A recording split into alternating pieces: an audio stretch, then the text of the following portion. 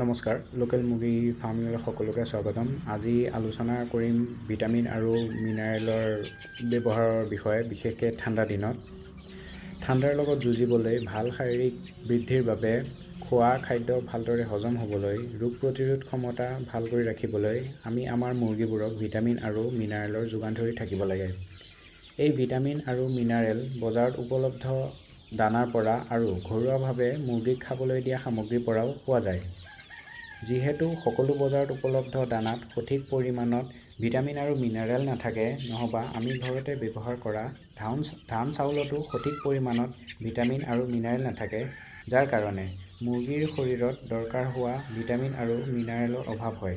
সেয়েহে আমি বাহিৰাকে এইখিনি ভিটামিন আৰু মিনাৰেলৰ যোগান ধৰিব লাগে আৰু মুৰ্গী অনুসৰি দানা নহবা পানীত মিহল কৰি দিয়াৰ ব্যৱস্থা কৰিব লাগে। এই ভিডিঅ'টোত আপোনাক ঘৰুৱাভাৱে উপলব্ধ ভিটামিন আৰু মিনাৰেলৰ পৰা বজাৰত উপলব্ধ মিনাৰেললৈকে জনোৱা হ'ব। সেয়ে ভিডিঅ'টো স্কিপ নকৰাকৈ শেষলৈকে চাই থাকক। আমি মুৰ্গীক সাধাৰণতে আপেলৰ ভিনেগাৰ, যিটো আপোনাৰ 13 মিলিলিটাৰ প্ৰতি লিটাৰ পানীত, ছজিনাৰ পাত, ঘৰতে কৰা পালেং শাক, বিলাহী, মাছৰ গুড়ি, তিয়ঁহ আৰু বইল ডিমৰ মিশ্ৰণৰ পৰাও ভিটামিন আৰু মিনাৰেলৰ যোগান ধৰিব পাৰোঁ।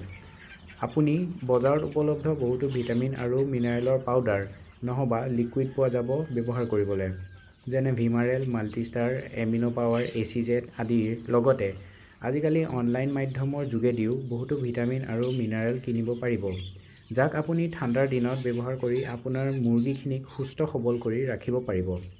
আপুনি বজাৰত উপলব্ধ ভিটামিন আৰু মিনাৰেল মুৰ্গীৰ পোৱালি, ডেকেৰুৱা মুৰ্গী, কণী পাৰি থকা মুৰ্গীৰ লগতে ব্ৰইলাৰ মুৰ্গীকো দিব পাৰিব। এনেকুৱা বহুতো উপাদান আছে যিবোৰ মুৰ্গীয়ে নিজেই নিজৰ শৰীৰত প্ৰস্তুত কৰিব নোৱাৰে আৰু সেই উপাদানবোৰ মুৰ্গীৰ ভাল বৃদ্ধি তথা ৰোগ প্ৰতিৰোধৰ বাবে অতিকৈ প্ৰয়োজনীয়। যদি আপোনাৰ ফাৰ্মত নহবা বাহিৰত চৰি ফুৰা ডিম পাৰি থকা মুৰ্গী আছে, তেন্তে আপুনি সঘনাই এই ভিটামিন আৰু মিনাৰেল দি থকাৰ প্ৰয়োজন। ফাৰ্মৰ ভিতৰত থকা মুৰ্গীক প্ৰতিদিনে ভিটামিন আৰু মিনাৰেল দি থাকিব লাগে, কিন্তু বাহিৰত চৰি ফুৰা ডিম পৰা মুৰ্গীক প্ৰতিদিনে এই ভিটামিন আৰু মিনাৰেল দি থকাৰ প্ৰয়োজন নাই। মুৰ্গী কমজুৰি হৈ মৃত্যুৰ পৰা বচাবলৈ আৰু ডিমৰ ভাল প্ৰডাকশ্যন হ'বলৈ আপুনি ঘৰুৱাভাৱে উপলব্ধ নহবা বজাৰৰ পৰা কিনি অনা ভিটামিন আৰু মিনাৰেল দিব লাগে।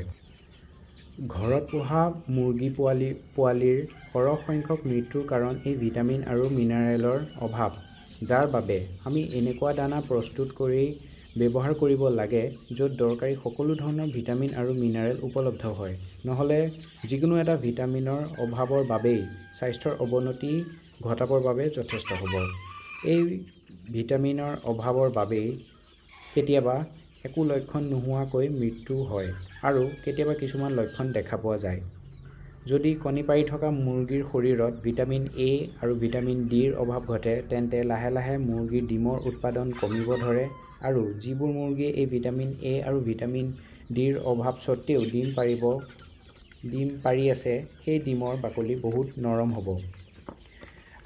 আপোনাৰ ওচৰত যদি মুৰ্গীৰ পোৱালি আছে নহবা ডেকেৰুৱা মুৰ্গী আছে, তেন্তে সিহঁতৰ ৰোগ প্ৰতিৰোধ ক্ষমতা বৃদ্ধি আৰু সিহঁতক ষ্ট্ৰেছ পোৱাৰ পৰা ৰক্ষা কৰিবলৈ ভিটামিন আৰু মিনাৰেলৰ ভূমিকা অতুলনীয়।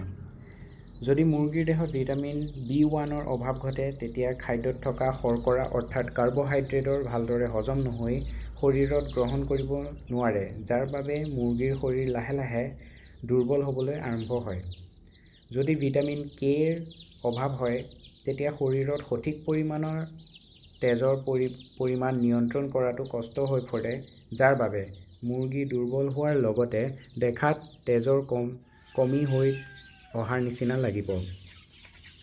যদি আপোনাৰ ওচৰত কণী উৎপাদনৰ বাবে মুৰ্গী আছে আৰু সিহঁতৰ শৰীৰত ভিটামিন এ অভাৱ ঘটিছে, তেতিয়া সিহঁতৰ ডিমৰ ফাৰ্টিলিটিত প্ৰভাৱ পৰিব, যাৰ বাবে ডিমৰ পৰা ভাল প্ৰডাকশ্যন নোহোৱা হৈ যাব।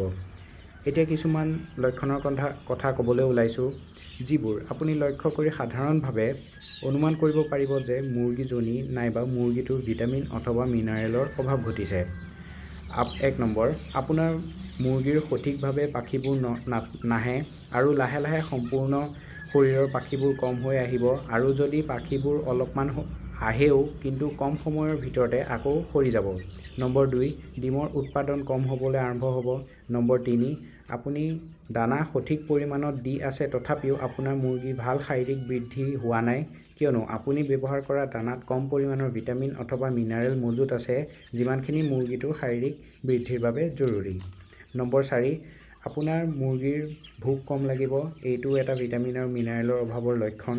নম্বৰ 5, আৰু এটা ডাঙৰ লক্ষণ যে আপোনাৰ মুৰ্গীৰ যিকোনো এটা অংগ পেৰালাইচিছ হোৱা নিচেই স্বাভাৱিক হৈ পৰে, যেনে ভৰি, ডেউকা নাইবা ডিঙি।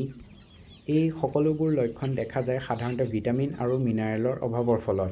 এই উল্লেখ কৰা লক্ষণৰ ভিতৰত যিকোনো এটা লক্ষণ দেখা পোৱা মাত্ৰেই প্ৰথম অৱস্থাত আপুনি ভিটামিন আৰু মিনাৰেলৰ যোগান ধৰি সুস্থ কৰি তুলিব লাগে। লাগিলে আপুনি ঘৰতে উপলব্ধ সামগ্ৰী নহবা বজাৰত উপলব্ধ কোনো ভিটামিন আৰু মিনাৰেলৰ ব্যৱহাৰ নকৰে কিয়। ভিটামিন আৰু মিনাৰেলৰ বাবে আপুনি মুৰ্গীৰ ষ্ট্ৰেছ হোৱাৰ পৰা ৰক্ষা পৰে। যেতিয়া আপোনাৰ মুৰ্গী হাতেৰে ধৰা হয়, এঠাইৰ পৰা আন ঠাইলৈ নিয়া হয়, ডিব্ৰিকিং অৰ্থাৎ পোৱালি অৱস্থাতে মুৰ্গীৰ ঠোঁটৰ জোঙা অংশ চেপেটা কৰি পেলোৱা হয়, ভেকচিন দিয়াৰ ষ্ট্ৰেছ নাইবা কোনো বেমাৰত আক্ৰান্ত হয় তেতিয়া সেই সময়ত ভিটামিন আৰু মিনাৰেলে মুৰ্গীটোৰ ৰোগ প্ৰতিৰোধ ক্ষমতা শক্তিশালী কৰি সুস্থ কৰি তুলিবলৈ সক্ষম হয়। সেয়েহে ঠাণ্ডাৰ দিনত আপোনাৰ ওচৰত যিকোনো প্ৰকাৰৰ ভিটামিন আৰু মিনাৰেলৰ উৎস মজুত থাকিব লাগে, যাতে মুৰ্গীবোৰ ষ্ট্ৰেছত পৰিলে নাইবা উপাদানবোৰৰ অভাৱ ঘটিলে এই ভিটামিন আৰু মিনাৰেল ব্যৱহাৰ কৰি মুৰ্গীক ঠাণ্ডাৰ মৰাৰ পৰা ৰক্ষা কৰিব পৰা যায়। যদি এই ভিডিঅ'টোৰ পৰা অকণমান হ'লেও শিকিব পাৰিছে বা জানিব পাৰিছে, আমাৰ চেনেলটো ছাবস্ক্ৰাইব কৰি দিব আৰু লগতে কিবা মুৰ্গীৰ লগত জড়িত সমস্যা থাকিলে কমেণ্ট বক্সত জনাব পাৰে। আজি ভিডিঅ'টো ইমানটোৱেই, ধন্যবাদ।